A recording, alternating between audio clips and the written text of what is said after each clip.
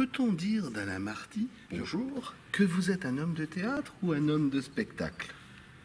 Oh là. Non, je suis un homme de spectacle. J'aime le spectacle. Oui, j'aime le spectacle. J'aime trop retrouver le plaisir que j'ai quand je suis dans une salle et que quelque chose est devant moi. Voilà. Donc je me dis que ce que j'attends, j'essaie de donner aux gens ce que j'attends quand je vais voir un spectacle.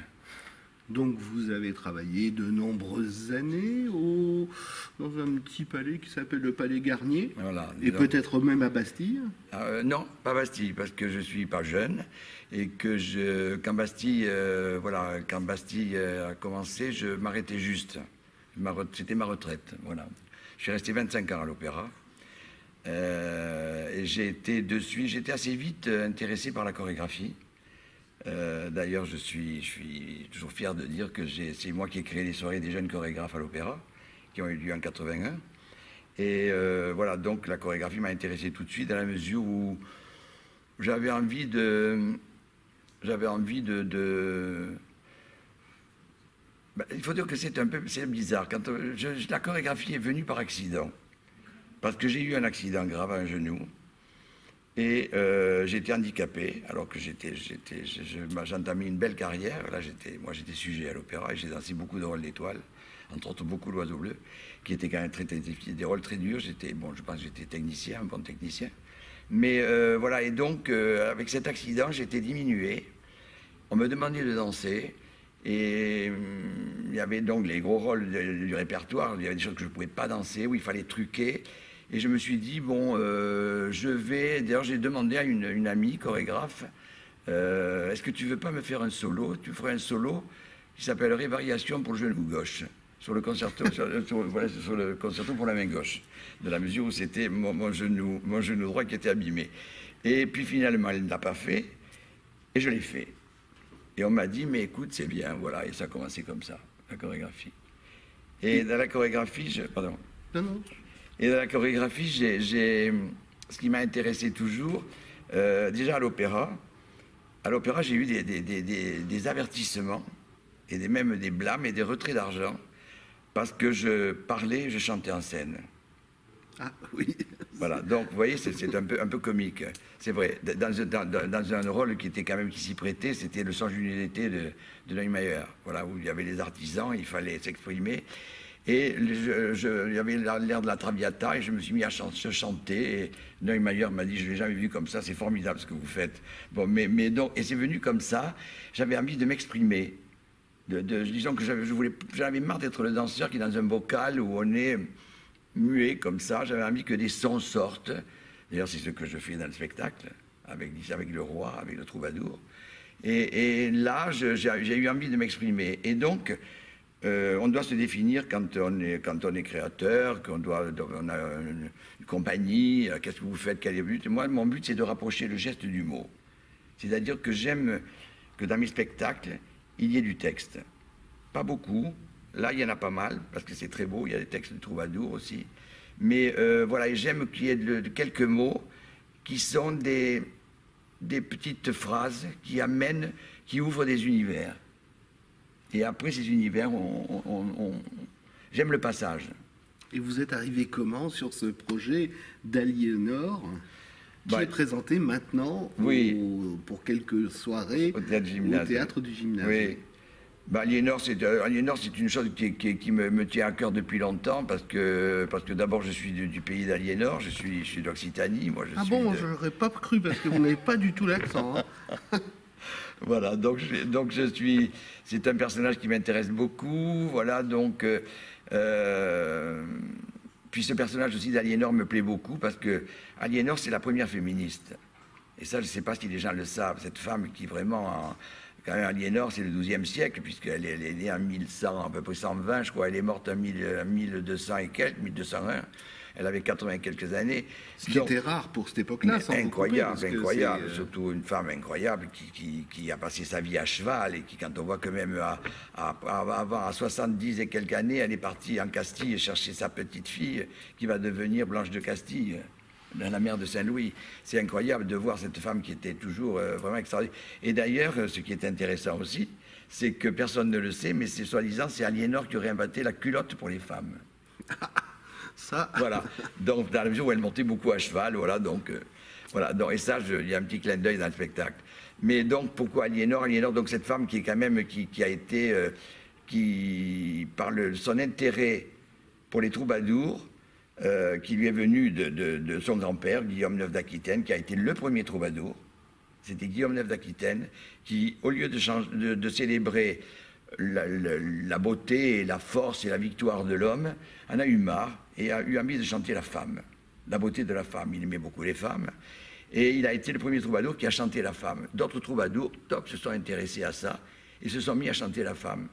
Et Aliénor, qui était sa petite fille, devenant reine de France, et puis ensuite reine d'Angleterre, elle a favorisé tous les troubadours autour de la cour, elle les a fait venir, parce qu'elle était flattée de voir elle avait été élevée quand même avec les préceptes de son grand-père qui célébrait la beauté de la femme, qui à l'époque la femme elle n'était qu'une enfanteresse, elle était là pour faire des enfants et monnaie d'échange pour un bien, voilà.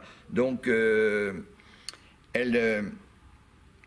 a favorisé ces troubadours et qui ont valorisé la femme et donc grâce à elle est né l'amour courtois. L'amour courtois va durer 200 ans, grâce aux troubadours et grâce à Aliénor.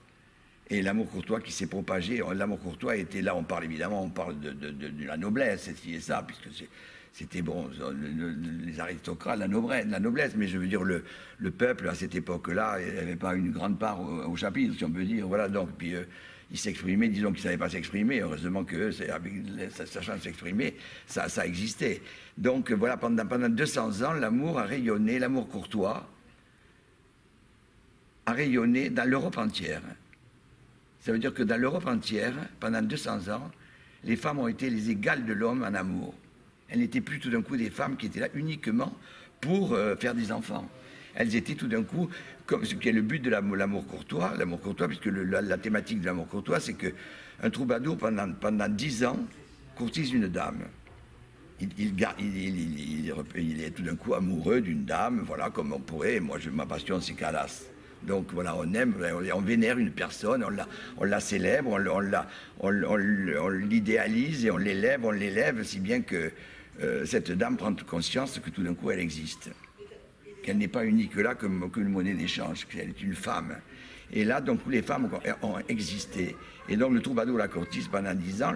La dame étant élevée, de ce fait, elle élève le troubadour, elle l'amène jusqu'à elle, jusqu'au moment pour lui dire que, ok, au bout de 10 ans, parce que le but du troubadour, la finalité, c'est quand même d'aller, s'il aime quelqu'un, la finalité, c'est d'aller au lit avec elle. Ah, voilà. Oui. Voilà, donc, et c'est ce qui s'appelle le jaser. Et le jaser qui vient du mot gésir, se coucher, gésir. Voilà, donc elle accepte d'aller au lit avec lui, avec ce qu'il lui a appris de la célébrer et de la raffiner, si on peut dire, et seulement à condition que ce soit elle qui dirige tout. C'est plus l'homme qui va décider. C'est elle qui décide si on doit, avec les mots de l'époque, en occitan, de l'embrasser, de la caresser, de la toucher, et jusqu'au moment final, si c'est elle qui accepte d'aller faire l'amour, voilà. Mais rassurez-nous, en 1h15, vous arrivez à faire passer tout ce message? Ben, je ne parle que en 1h15, on ne parle justement que de ce rapport. Ce trio, c'est l'histoire d'un trio, puisqu'en fin de compte, c'est l'histoire quand même d'un homme et d'une femme qui s'aiment, mais qui s'aiment peut-être mal. Et puis un troisième va venir pour leur apprendre comment on s'aime. Donc, je raconte simplement comment on peut arriver à changer quelqu'un. Je ne sais pas si on change quelqu'un, puisqu'à la finalité, je ne vais pas raconter mon histoire, mais mon spectacle, à la finalité, au bout de 200 ans, les hommes reprennent le pouvoir. Et l'égalité complète de l'homme et de la femme n'existe pas complètement. Où en est le féminisme? Alors, où est-ce qu'on est? Où en est le rapport de l'homme et de la femme à l'heure actuelle? Est-ce que les femmes sont vraiment les égales de l'homme? Je ne sais pas. Et comment Agnès est-elle arrivée sur ce projet? Non, ben Agnès, elle est arrivée sur ce projet parce que d'abord, étant à l'opéra, je l'ai repérée. D'ailleurs, je l'ai repérée quand elle est rentrée, parce qu'elle est rentrée quand je partais. Et j'avais vu cette fille absolument incroyable, grande, belle, vraiment avec une espèce d'une aristocrate. C'est vraiment une allure. Nous sommes entièrement d'accord. Une allure extraordinaire. Et j'ai déjà travaillé avec elle. J'avais fait un spectacle sur le golem, sur le personnage à Prague. Et où elle était toute jeune, elle n'était pas encore première danseuse même. Donc voilà, donc ça a été quelqu'un que j'admirais beaucoup. Et quand mon idée d'Aliénor m'est venue, j'ai dit, il n'y en a qu'une qui peut faire Aliénor, c'est Agnès. Voilà. Et donc, voilà, de suite, je lui ai demandé, elle était ravie, et ce projet est là dans les tiroirs depuis 2 ans, et ça y est, il voit le jour. Après ce projet, j'imagine que vous avez déjà quelque chose dans la tête ? Oui et non. Oui et non, parce que ce projet était tellement long à mûrir, et puis, avec cette histoire de la situation actuelle, de presque 2 ans de report, donc on a tellement travaillé, retravaillé, ça s'est fait, on refait un peu plus. Vous savez, c'est toujours... On a disons, le fait qu'on le fait, puis qu'on ne le donne pas. Alors là, on le revoit, on l'a filmé, on regarde. Donc ça m'a pris tellement que je suis complètement marié avec Aliénor. Mais il est évident que maintenant j'ai besoin de respirer et que je pense à certaines autres choses. Mais là, c'est difficile d'en parler. D'accord, on n'en saura pas plus. On se donne rendez-vous donc dans le théâtre où nous sommes là, voilà. Le théâtre du Gymnase. C'est un merveilleux théâtre, oui. Pour quelques représentations parisiennes, avant un petit tour en Espagne et vraisemblablement. Oui, après déjà d'autres dates qui sont dans la région Occitanie aussi. Puis voilà, bon, mais déjà faire Paris, c'est une belle chose.